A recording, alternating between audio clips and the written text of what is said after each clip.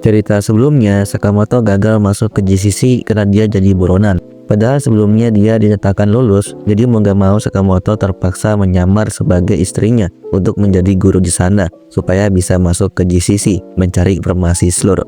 Dan yang jadi pertanyaan, kenapa di GCC bisa tersimpan informasi terkait Slur? Bukankah GCC hanyalah sebuah akademi? Sakamoto menjawab kalau di sana memiliki data lengkap semua murid akademi, baik di masa lalu maupun di masa sekarang. Tapi letaknya di ruangan rahasia, bahkan ruangan itu pun masih sebuah rumor, yang berarti Sakamoto dulu tidak pernah menemukan ruangan tersebut.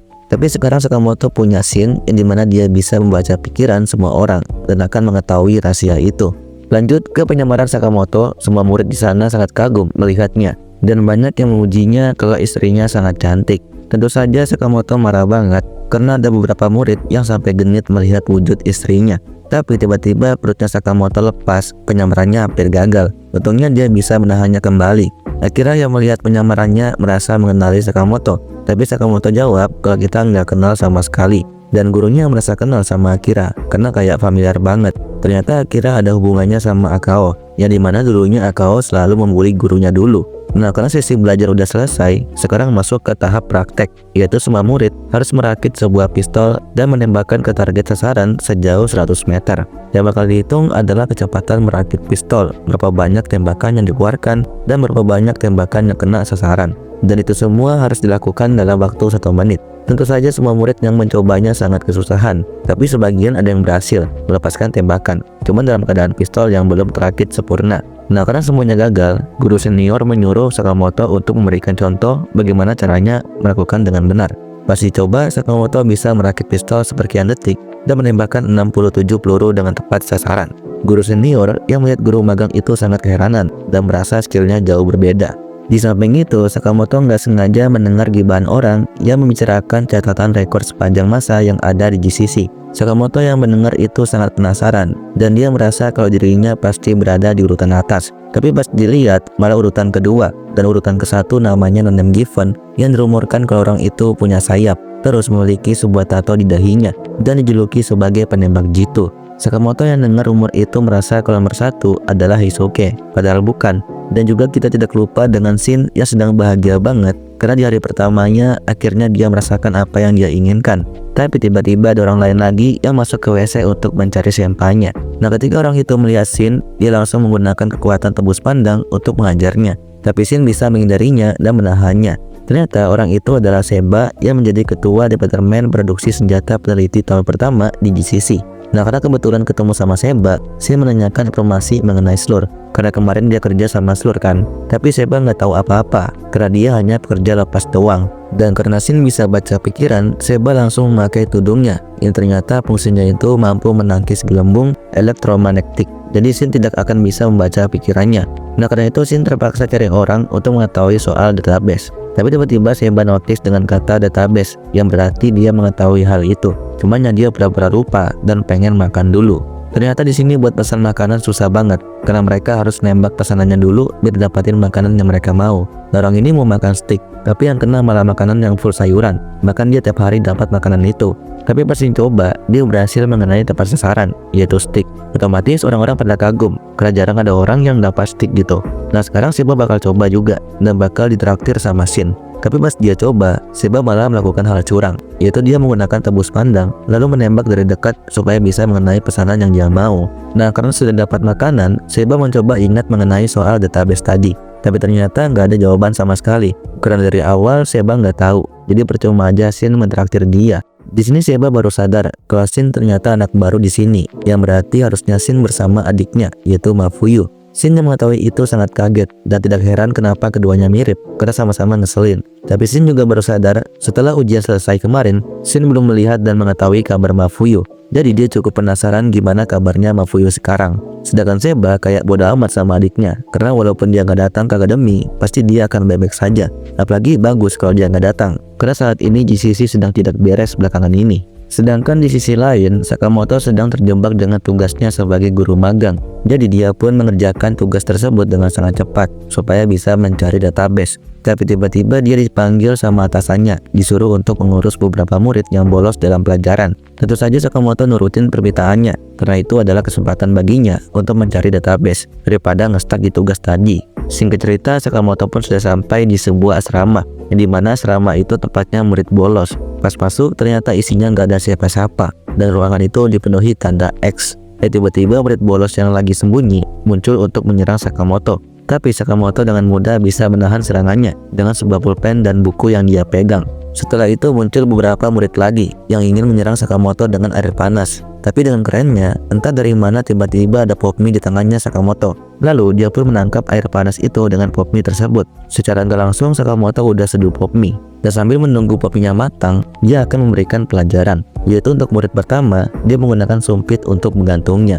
Kalau untuk murid kedua dan ketiga yang mencoba menembaknya, Sakamoto langsung ambil gantungan baju, lalu diputar-putar supaya tembakannya terpental. Dan setelah itu gantungan tersebut bakal dipakai untuk menggantung murid kedua dan ketiga. Terus untuk murid keempat dan kelima bakal diajar dengan lemari sampai murid tersebut kesakitan parah. Lalu sisanya yang pengen kabur, Sakamoto tanpa ampun menyeret mereka dengan vacuum cleaner. Lalu murid itu pun dibanting sama dia, dan akhirnya pelajarannya pun selesai, tetapi mie-nya kurang matang. Nah, setelah pertarungan selesai, para murid yang habis diajar sama Sakamoto malah ngajakin nongkrong. Soalnya pas mereka ngelawan Sakamoto ini, ngerasa kalau jarang banget ada guru sekuat itu, bahkan seperti pembunuh bayaran kelas atas. Jadi mereka nanya-nanya lah asalnya dari mana, terus lulusan tahun berapa, dan jenis senjata apa yang digunakan. Tapi Sakamoto tidak menjawab pertanyaan itu, malahan diceramahin kalau semuanya harus masuk ke kelas dan berhentilah membolos. Lalu jangan cari masalah dengan guru-guru kalian. Tapi para murid jelasin kenapa mereka bolos, yaitu di sisi benar-benar buruk. Ketika mereka menunjukkan simbol X ini kepada guru, gurunya kayak gak suka gitu. Padahal bagi mereka simbol X ini sangat berarti. Tentu saja Sakamoto agak heran ya, kenapa simbol X ini sangat dibanggakan, apakah para murid tahu artinya? Ternyata mereka tahu kalau simbol itu adalah pembunuh bayaran Mr. X yang terkeren di dunia. Ya bagi mereka skill Mr. X ini bagus banget sebagai pembunuh bayaran karena berhasil mengurangi populasi pembunuh bayaran di Tokyo. Dan mereka juga setuju mengenai Mr. X yang ingin mengubah konsep JA. Karena kejahatan JA sekarang adalah memonopoli pekerjaan pembunuh bayaran. Salah satunya JA memungut 30% dari upah yang diperoleh setiap pembunuh bayaran. Dan jika kalian menolak ketika bayaran dipotong, kalian akan langsung dibunuh. Makanya sekarang mereka sangat kagum dengan Mr. X karena tujuannya mengubah JA. Sakamoto yang mendengar alasan itu hanya merespon, seharusnya para murid tidak memikirkan soal kekerasan semata. Kalian perlu menikmati masa-masa sekolah, mengukir kenangan yang indah, seperti mencari teman, mencari pacar, atau makan makanan yang lezat. Tapi respon mereka kayak bodo amat aja. Nah tiba-tiba ada satu murid lagi yang mendatangi mereka, namanya adalah Amane. Dan Amane bilang ke mereka kalau era JA telah usai, kalian generasi tua perlu angkat kaki, karena setiap bagian JA perlu dimusnahkan. Pindah cerita, kita dilihatin Nagumo dan Shishiba pergi ke satu tempat dengan mobil. Di sana mereka membicarakan Sakamoto yang sedang menyamar sebagai istrinya di Akademi GCC. Nah soal Akademi GCC, ternyata Shishiba sama sekali tidak memiliki kenangan di tempat tersebut. Karena dulunya dia dari pembunuh bayaran region Kansai. Padahal rata-rata anggota order adalah lulusan GCC. Tapi Shishiba nggak sendirian, karena ada Osaragi yang sama sekali tidak masuk ke akademi karena keluarganya berasal dari petani. Dan untuk meyakinkan hal tersebut, Shishiba bertanya ke Osaragi apakah itu benar. Tapi nggak ada jawaban sama sekali. Soalnya dari tadi Osaragi tidak berada di mobil. Ya Osaragi ditinggal sama mereka. Nah tiba-tiba ada mobil misterius yang menembak mereka dari belakang. Tapi mereka santai aja menghindari tembakan tersebut. Ternyata yang menembak mereka adalah seruhan Yoshimura yang sedang mengincar para order. Dan salah satu dari mereka matanya tertuju ke Nagumo yang sedang berada di luar mobil. Otomatis bagi dia itu adalah kesempatan emas untuk menembak Nagumo. Tapi tiba-tiba Nagumo hilang begitu aja. Dan tanpa sadar Nagumo sudah berada di dalam mobil musuh tersebut, lalu membantai semuanya. Nah ketika satu mobil udah tumbang, ternyata masih ada mobil lainnya yang ingin menyerang Shishiba. Tapi Shishiba dengan mudah menyeret satu mobil dengan cara menarik musuh dengan palunya. Dengan itu, mobil mereka saling bertempetan dan musuhnya nggak bisa ngapa-ngapain. Tapi ada musuh lainnya yang ingin menembak Shishiba dari samping. Tapi untungnya sudah ada Nagumo yang berada di atas mobil musuh tersebut dan langsung membantai semua bawahan Yoshimura. Nah karena semuanya udah dibantai, Nagumo tinggal balik ke mobil Shishiba. Tapi pas baru aja balik, tiba-tiba dari Yoshimura muncul yang udah siap-siap untuk membunuh mereka. Si Shiba dan Nagumo yang menyadari itu langsung keluar dari mobil tersebut dan langsung mengeluarkan pedangnya untuk menyerang Yoshimura. Tapi Yoshimura dengan mudah menahan pedang tersebut. Setelah itu giliran si Shiba menyerang dengan palunya. Tapi lagi dan lagi Yoshimura bisa menahan serangan tersebut. Nah, di tengah pertarungan mereka, Yoshimura menyadari kalau ada seseorang yang akan datang dari atas. Ternyata orang itu adalah Osaragi. Dan Osaragi langsung memasang sebuah tali ke gergajinya dan melemparkannya ke Yoshimura. Tapi Yoshimura bisa menghindari itu dan serangan tersebut malah menghancurkan mobil yang mereka naiki. Nah, karena di sini ada 3 anggota order, Yoshimura memutuskan untuk pergi dari sini karena dia nggak mau mengambil resiko. Setelah pertarungan selesai, Osaragi benar-benar marah kenapa si Shiba meninggalkannya. Padahal itu salah Nagumo yang gak kasih tahu kalau Osaragi ketinggalan. Dan Osaragi juga bertanya, siapa pria tua tadi yang menyerang mereka? Si Shiba menjawab kalau dia adalah senpai kita bernama Yoshimura, yang dulunya dia adalah mantan anggota order yang diusir dari JA. Setelah pertarungan selesai melawan Yoshimura, seperti biasa Nagumo dan Osaragi makan-makan dulu sebelum melakukan misi selanjutnya, yaitu mengincar Yoshimura. Tapi si Shiba sendiri hanya bisa diam melihat mereka berdua kasihkan makan. Soalnya dia masih berjaga-jaga dan fokus dengan misi tersebut. Nagumo yang melihat ekspresi si Shiba yang kayak marah, mengira kalau alasannya tuh karena diberi tugas untuk membunuh Yoshimura. Yang dimana dulunya Yoshimura adalah senpainya si Shiba yang selalu mengajak menyelesaikan sebuah misi bersama-sama. Osaragi pun bertanya, kenapa Yoshimura dikeluarkan dari order? Nagumo menjawab kalau dia menghancurkan sebuah misi yang sangat penting. Karena itu JA marah dan memerintahkan membunuh Yoshimura. Osaragi bingung dong, kenapa sampai sekarang Yoshimura masih hidup. Si Shiba pun jelasin, dulunya rencana tersebut gagal dan dia berhasil kabur menghilang tanpa meninggalkan petunjuk sama sekali. Tapi sekarang Yoshimura malah muncul lagi dan gak tahu tujuannya sekarang apa. Sedangkan di sisi lain, kita dilihatin Yoshimura yang sedang berbicara dengan suruhannya. Karena suruhannya merasa kalau Yoshimura ini senaknya aja, bahkan tidak setuju dengan ideologi yang diusung sama Mr. X. Jadi mereka ngerasa nggak bisa kerjasama lagi dan akan menghabisi Yoshimura. Tapi tanpa sadar Yoshimura sudah mengambilkan senjata yang dimilikinya sampai badan mereka terpotong. Bahkan suruhan yang ada di luar ruangan ikutan tertebas juga. Pindah cerita, Amane masih aja menyampaikan emosinya dengan JA. Dia pengen banget semua orang yang ada di JA terbunuh. Tapi teman-temannya merasa kalau itu berlebihan karena mereka punya keluarga di JA juga. Amane yang dengar itu langsung mengakui kesalahannya kalau itu emang berlebihan. Sakamoto yang merasa ini sudah cukup menyuruh mereka semua untuk masuk ke kelas. Untungnya sih lainnya mau aja, tapi kecuali Amane yang gak mau menuruti perintah Sakamoto. Alasannya ternyata Amane ini sudah terikat dengan Mr. X. Soalnya Amane pengen banget menjadi anggota mereka. Tapi si kepala rusa kasih syarat terakhir untuk bisa menjadi anggota resmi, yaitu dia disuruh melenyapkan database. Sedangkan di sisi lain, kita dilihatin Seba yang melanjutkan kerjaannya yang dia tinggal tadi. Dan Klasen sendiri hanya menyimak saja melihat Seba bekerja dengan senpainya. Ternyata di sini Seba sangat dibanggakan, soalnya dia adalah murid tingkat akhir yang memegang proyek penting di kelasnya. Ditambah lagi, dia adalah murid berumur 15 tahun pertama dari departemen produksi yang memenangkan penghargaan Yoshimura. Ya bisa dibilang Seba orangnya jenius banget. Sehingga mendengar itu tentu saja kaget banget, kok bisa orang seperti ini dijuluki murid jenius. Setelah itu, Shin dan Seba memutuskan untuk keluar. Tapi Seba bingung kenapa Shin berada di sini terus. Bukankah tujuannya adalah mencari database? Shin jawab dong, masalahnya aku sama sekali tidak memiliki petunjuk. Jadi mau gak mau ngikutin orang yang dikenal aja. Siapa tahu ada jalannya kan. Seba langsung kasih tahu lah kalau emang gak ada petunjuk sama sekali, harusnya mikir dulu apakah database itu beneran ada atau enggak. Kalau emang ada, bentuknya seperti apa. Menurut Shin, mungkin seperti catatan yang dibukukan dan disimpan ke tempat yang aman, atau tersimpan di sebuah tempat rahasia di perpustakaan. Tapi menurut Seba, itu nggak masuk akal, karena banyak sekali murid yang ada di GCC. Jadi kemungkinan bisa aja berada di sebuah harddisk. Cuman kalau itu benar, rasanya seperti mencari jarum di tumpukan jerami. Makanya cara yang tepat untuk mencari database adalah menggali informasi dari beberapa orang yang mengetahui keberadaan database. Dan kamu bisa mulai dari guru-guru yang sudah mengajar di GCC cukup lama. Shin yang mendengar itu pun setuju dengan Seba dan langsung pergi dari situ mencari guru yang udah sepuh. Pindah cerita, kita dilihatin mentor kelas yang sedang memberitahu para murid kalau mereka bukanlah ahli bela diri ataupun preman di pinggir jalan. Tapi kita adalah pembunuh bayaran yang harus berbaur dengan lingkungan sekitar dalam menyelesaikan misi. Maka dari itu, praktik kali ini mereka akan belajar bagaimana caranya menyembunyikan diri kalian dan berbagai keterampilan lainnya. Ternyata Akira berada di kelas ini dan merasa belum siap mengikuti praktiknya. Nah, tanpa berlama-lama, mentornya langsung menutup mata karena ini adalah hari pertama mengajar, jadi dikasih mudah dulu. Dan murid yang bisa melancarkan serangannya akan diberikan nilai A. Tapi ketika para murid maju untuk melawan, gak ada satupun yang bisa melancarkan serangannya. Nah, di tengah pelajaran, tiba-tiba ada Shin yang datang dengan tujuan mencari guru kelas di tempat ini yang bernama Satoda. Yang dimana Satoda adalah guru terlama yang mengajar di Akademi GCC. Dan dia ingin menanyakan sesuatu terkait database. Para murid yang mendengar itu malah ketawain Shin dan disuruh pergi sama mentornya.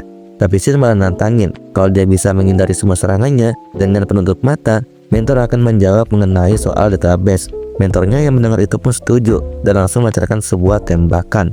Tapi Shin bisa menghindarinya dengan sangat cepat. Lalu setelah itu, Shin tinggal melancarkan tendangannya ke hadapan mentor tersebut sampai membuatnya pingsan. Satoda yang merupakan guru di kelas itu melihat kejadian tersebut dan merasa Shin tidak punya sopan santun sama sekali. Jadi Satoda akan memberikan pelajaran, yaitu membanting Shin dengan sangat kuat sampai membuat Shin kesakitan parah. Nah, di sini Satoda notice soal database tadi, tapi dia malah keinget kalau dulu ada 3 orang bodoh yang mencari database. Kalian tahulah siapa 3 orang itu. Di sini Shin kebingungan maksud Satoda ini apaan gitu. Satoda jelasin lah kalau database itu hanyalah sebuah mitos. Karena jika kamu bisa menemukannya, maka kamu bisa mengetahui segalanya terkait akademi ini, termasuk data semua alumninya. Bisa dibilang itu seperti daftar riwayat murid GCC. Tapi Shin cuma pengen cari informasi satu orang doang, yaitu Slur. Satoda yang mendengar alasannya berkata kepada Shin, lupakan aja soal itu. Karena meski kamu mendapat informasi terkait Slur dalam database dan berhasil memberi petunjuk keberadaannya, kamu bisa aja tetap mati setiap saat. Jadi nggak usah cari masalah, karena aku tidak bisa membiarkan generasi muda mati begitu aja. Shin langsung merasa diremehkan dong dan ingin melancarkan serangan kepada Satoda. Tapi Satoda dengan cepat menyadari itu dan langsung membanting Shin dengan sangat kuat lagi. Shin yang udah nggak berdaya memperjelas alasannya kalau sebelumnya Slur menyerang anggota keluarganya yang nggak ada hubungannya. Jadi itulah kenapa aku ada di sini, yaitu ingin tahu alasan kenapa Slur menjadi orang seperti itu. Aku nggak peduli apapun resikonya, karena aku tidak ingin melihat orang yang kusayangi mati. Satoda yang mendengar alasannya akhirnya membuka hatinya dan berniat ingin memberitahu soal database, tapi dengan satu syarat, yaitu Shin harus bisa mendaratkan satu pukulan kepada Satoda. Sayangnya hari ini Satoda perlu mengajar kelas lain, jadi nggak bisa melakukannya sekarang. Tapi Satoda ngasih izin target pembunuhan kepada Shin, yang dimana itu adalah lisensi yang memberikan izin untuk menyerang seseorang tertentu di GCC selama 24 jam. Yang berarti Shin bisa menyerang kapanpun yang dia mau. Nah, pas Satoda mau pergi, tiba-tiba Akira menyerangnya dari belakang, tapi Satoda bisa menahan serangan tersebut. Ternyata alasan Akira menyerang Satoda karena pengen tahu informasi mengenai Reon Akao di sebuah database. Jadi mulai sekarang Shin dan Akira akan bekerja sama untuk melawan Satoda. Singkat cerita, Shin berada di UKS akibat serangan Satoda tadi. Dan di sana dia ngabarin ke Sakamoto kalau ada seorang guru yang mengetahui letak database dan dia akan mengalahkan guru tersebut untuk memperoleh informasi mengenai keberadaan database. Sakamoto yang mendengar itu percaya kalau Shin bisa mengalahkannya. Tapi dia tanya dulu siapa nama guru tersebut. Shin pun menjawab kalau namanya adalah Satoda. Sakamoto yang dengar nama itu langsung masang muka kecut dan pengen menarik kata-katanya lagi. Soalnya dulu pas sama Satoda, Sakamoto dan Nagumo selalu diberikan pelajaran. Tapi tetap aja Sakamoto percaya dengan Shin. Setelah itu, Shin dan Akira keluar dari UKS. Mereka membahas kalau Satoda itu benar-benar sangat kuat. Kata Akira kalau di sekitar Satoda ada sebuah jalur benang. Shin yang mendengar itu kebingungan, apa maksudnya jalur benang? Akira jelasin kalau ada jalur benang yang menyala ke arah seseorang dan kamu bisa menyerang dengan mengikuti benang tersebut. Tapi ketika Akira mendekati Satoda, benangnya tiba-tiba hilang begitu aja, seperti ada sebuah tebing yang menghalangnya. Singkat cerita, mereka pun menyusun rencana, yaitu menyerang Satoda saat dia lengah. Tapi ketika mereka berdua bergerak dengan sangat cepat, Satoda sudah menyadari itu dan berhasil menahan Shin dengan sumpit doang, sampai membuat jarinya kesakitan. Sedangkan Akira sudah melihat benang yang mengarah ke Satoda, berarti Akira tinggal menyerangnya. Tapi Satoda sudah menyadari hal tersebut dan malah ada benang yang mengarahnya. Karena itu membuat Akira terpental sangat jauh akibat serangan dari Satoda. Untungnya Akira nggak terluka sama sekali, karena sudah ada Seba yang berada di belakangnya. Dan ketika Satoda mau kabur nonton film kesukaannya, otomatis Shin dan Akira ingin mengejarnya. Tapi malah dihalang sama Seba. Soalnya kata Seba, mereka nggak mungkin bisa mengalahkannya. Karena Satoda dulu saat masih muda dikenal sebagai ahli bela diri, yaitu Master Aikido. Bahkan saat menjalankan misi, dia selalu kembali tanpa luka sedikit pun. Di samping itu, Shin bertanya kepada Seba, kenapa tiba-tiba memutuskan untuk membantu kita. Seba pun memberikan alasannya kalau dia ingin mengincar Mr. X juga, karena adiknya Mafuyu telah ditangkap oleh mereka. Di sisi lain, kita dilihatin Mafuyu yang baru aja bangun dari pingsannya dan di hadapannya sudah ada Toramaru yang menunggunya. Di sana mereka heran kenapa sangat dirawat dengan baik oleh kelompok Mr. X, bahkan dikasih makan juga. Tapi mereka tetap berniat kabur dari sini, walaupun rencananya agak berantakan, karena mereka hampir ketahuan sama Gaku gara-gara Toramaru kepleset. Terus mereka berdua nggak sengaja ngintip Mr. X yang nggak tahu ngomong apaan. Tapi tiba-tiba mereka ketahuan sama Kashima, dan Kashima langsung melancarkan serangannya. Untungnya mereka berdua berhasil menghindarinya. Tapi pas Mafuyu menghindar, gak sengaja menginjak kecoa yang membuat dirinya nggak mau bergerak dari situ. Anehnya, Kashima nggak ambil kesempatan tersebut karena fokus sama kecoa yang diinjak sama Mafuyu. Menurutnya, mereka nggak menunjukkan rasa kasihan sama makhluk bernyawa yang sekecil ini. Jadi Kashima akan mengancam mereka dengan menyalakan sebuah bom yang sudah dirakit. Dan ternyata ketika Kashima mengobati luka Mafuyu dan Toramaru, dia sudah menyisipkan sebuah bom yang meledak setiap saat. Meski ukurannya seperti sebutir nasi, tapi kekuatannya sungguh dahsyat. Berarti mereka berdua tidak akan bisa kabur. Di samping itu, gara-gara ledakan bom tadi, membuat Slur keluar dari kamarnya. Tapi bukannya marah, dia malah tersenyum coy, yang membuat Toramaru jadi baper dan jadi fans berat Mr. X. Lanjut, soal Seba tadi yang ingin membantu Sid dan Akira, karena dia juga punya tujuan, yaitu mencari adiknya. Tapi sayangnya Seba nggak ada petunjuk sama sekali terkait keberadaan Mafuyu. Satu-satunya cara yaitu mencari informasi yang ada di dalam database. Tapi kata Shin, kita perlu mengalahkan Satoda yang kuat itu. Jadi rencananya apa? Seba pun menjawab, kalau rencana kita adalah memakai senjata buatanku, karena dia sendiri ternyata ahli membuat senjata. Bahkan dia selalu membuat banyak proyek lebih awal, walaupun banyak gagalnya. Tapi dari jutaan proyek, ada suatu senjata yang tak terduga dari hasil kerja kerasnya. Makanya Seba dijuluki murid jenius dan sangat dihargai sama senpainya. Nah, senjata pertama yang digunakan Shin adalah senjata taser, tapi itu malah membuat Shin kesetrum karena pelatuknya cukup sensitif saat dinyalakan. Lalu senjata kedua yaitu bom hidrogen cair yang bisa memupukkan target sasaran. Tapi kelemahannya kalau mengisi ulang, amunisinya membutuhkan 2 hari. Terus senjata ketiga dan keempat lagi-lagi tidak berguna. Soalnya senjata tersebut bisa mengeluarkan jeritan keras yang bisa mengganggu telinga, dan sebuah pisau yang bisa menyala, tapi harus dicas dulu supaya bisa digunakan. Nah, dari tadi Shin nggak menemukan senjata yang cocok karena baginya nggak berguna. Tapi matanya tertuju ke sebuah sarung tangan yang cukup besar, yang dimana sarung tangan tersebut adalah benda yang bisa meningkatkan kekuatan. Bahkan satu pukulan udah cukup untuk menghabisi lawan jika mampu mendaratkan tepat sasaran. Tapi ketika Shin mencobanya, gak ada efeknya sama sekali. Jadi dia coba lagi tuh buat mukul tembok. Tiba-tiba langsung muncul sebuah ledakan yang sangat besar. Ternyata benda tersebut membutuhkan jeda beberapa saat untuk bisa mengaktifkan efeknya, dan itu sangat fatal dalam pertarungan jarak dekat. Tapi justru senjata itu sangat berguna untuk Shin karena dia bisa melihat masa depan. Sedangkan di sisi lain, Sakamoto tetap mencoba mencari database dengan membuka semua pintu yang ada di GCC karena penyamaran Sakamoto tidak bertahan lama. Tapi pas di tengah perjalanan, tiba-tiba dia diserang sama seseorang. Ternyata orang tersebut adalah Amane yang juga mengincar database dan merebut semua kunci kelas. Sakamoto yang melihat senjatanya terasa familiar, mirip banget sama senjata yang digunakan sama Yoshimura. Dan dia pun langsung ingat kalau Yoshimura emang punya anak, yaitu Amane. Tapi Amane sendiri sangat membenci bapaknya, karena bapaknya adalah pembunuh yang menghancurkan keluarganya. Nah, karena Amane kabur sambil membawa kuncinya, Sakamoto terpaksa untuk mengejarnya, sampai lari-larian ke semua kelas dan menghancurkan seisinya. Bahkan Sakamoto sempat melancarkan tembakan ke Amane, sayangnya nggak kena sama sekali. Dan Amane pun memutuskan untuk masuk ke kelas supaya Sakamoto berhenti mengejarnya. Tapi karena Sakamoto adalah guru magang di sana, dia bisa masuk dengan alasan mengamati kelas. Nah, ketika guru dan para murid fokus dalam pelajaran, Amane mengambil kesempatan untuk menyerang Sakamoto dengan senjatanya. Tapi Sakamoto bisa menghindarinya dan melancarkan serangan balik, sehingga membuat Amane terluka parah dan berhasil merebut kembali semua kunci kelas. Di sini Sakamoto bertanya kepada Amane, apa urusanmu dengan kunci ini? Dan kenapa kamu sangat membenci JA? Bukankah ayahmu bagian dari JA? Amane pun menjawab, itulah kenapa aku perlu membunuhnya dan menghancurkan JA. Karena ayahnya sendiri ternyata adalah orang yang membunuh ibunya coy.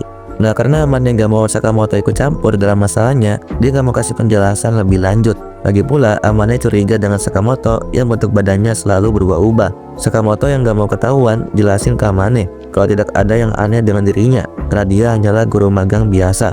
Tapi pas lagi ngejelasin, tiba-tiba penyamaran Sakamoto lepas dan Amane langsung mengambil kesempatan untuk merebut kembali semua kunci kelas. Lalu dia kabur dengan melompat dari atas gedung, melewati beberapa lantai dan menghancurkan fasilitas akademi dengan senjatanya supaya Sakamoto nggak bisa mengikutinya. Tapi Sakamoto lebih mengkhawatirkan penyamarannya, jadi memutuskan untuk tidak mengejar Amane lebih lanjut.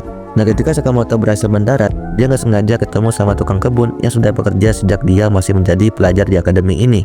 Tapi yang bikin kaget, tukang kebun tersebut tiba-tiba memanggil nama Sakamoto dan menanyakan kabarnya Nagumo. Tentu saja Sakamoto kaget, kok bisa seorang tukang kebun bisa mengetahuinya.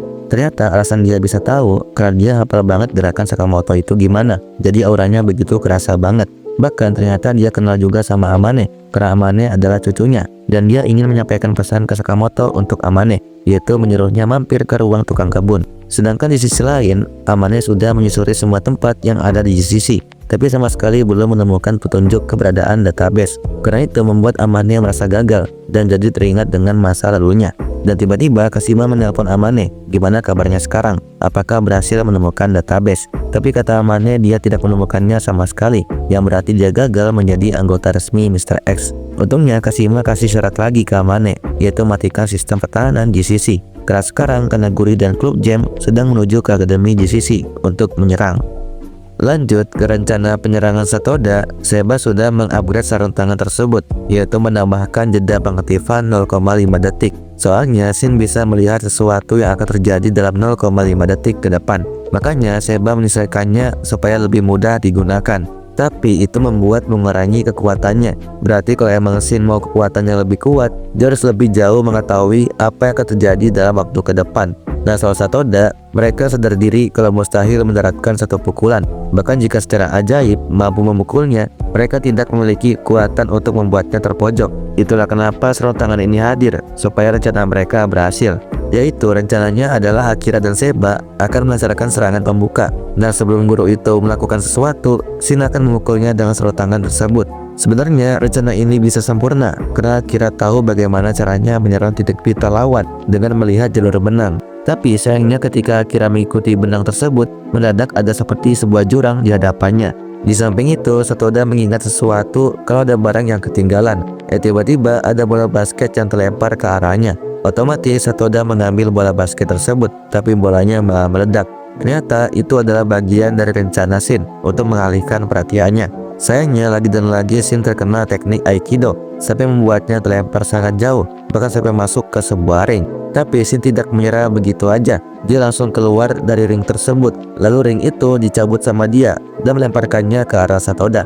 Tentu saja Satoda bisa menghindarinya dengan mudah, tapi ternyata itu hanyalah sebuah pengalian doang supaya Seba dan Shin bisa menyerang Satoda secara bersamaan. Sayangnya Satoda sudah menyadari hal tersebut dan dia langsung menggunakan teknik Aikido sehingga membuat mereka berdua gagal. Nah, sekarang Seba akan menggunakan senjata Scream Gun yang bisa mengeluarkan teriakan seseorang supaya Akira bisa melancarkan serangannya dengan sebuah raket.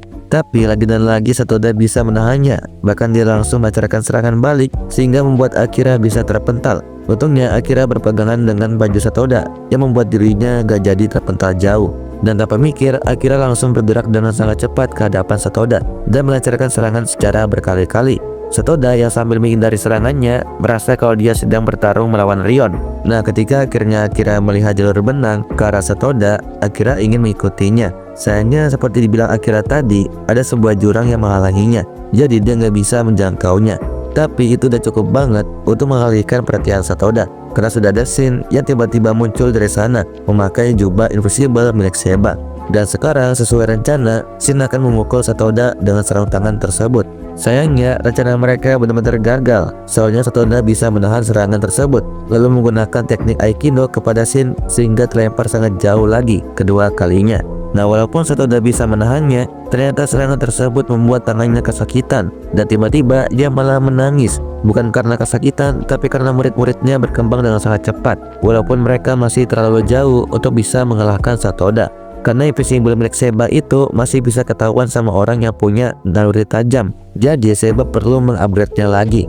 Terus untuk Akira, dia mempunyai mata yang luar biasa, bisa melihat jalur benang yang mengarah pada titik vital lawan secara akurat. Tapi kelemahannya Akira itu, dia terlalu fokus sama satu tujuan sehingga Satoda gampang untuk menipunya. Lalu untuk Shin sendiri, dia tipe orang yang gampang mati muda karena rela melakukan apapun supaya mendapatkan kekuatan yang sangat kuat. Padahal Shin gak perlu melakukan hal itu, dia hanya perlu belajar prinsip rotasi supaya bisa menangkis serangan lawan, bahkan bisa melancarkan serangan balik dengan mudah.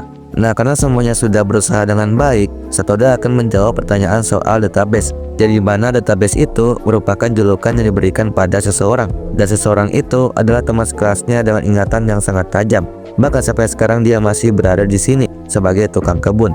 Ternyata selama ini kakeknya Amane adalah database, tapi sayangnya Amane tidak mengetahui hal tersebut. Jadinya, dia tetap akan melakukan rencana Mr. X, yaitu mematikan sistem pertahanan GCC. Tapi dengan satu syarat, yaitu kelompok Mr. X tidak boleh menyakiti para murid dan para guru. Nah, karena mereka setuju, Amane langsung bergegas ke ruangan kontrol pusat sambil membawa kartu identitasnya supaya bisa memasuki ruangan tersebut. Dan dalam waktu 10 detik, sistem keamanan akan dimatikan.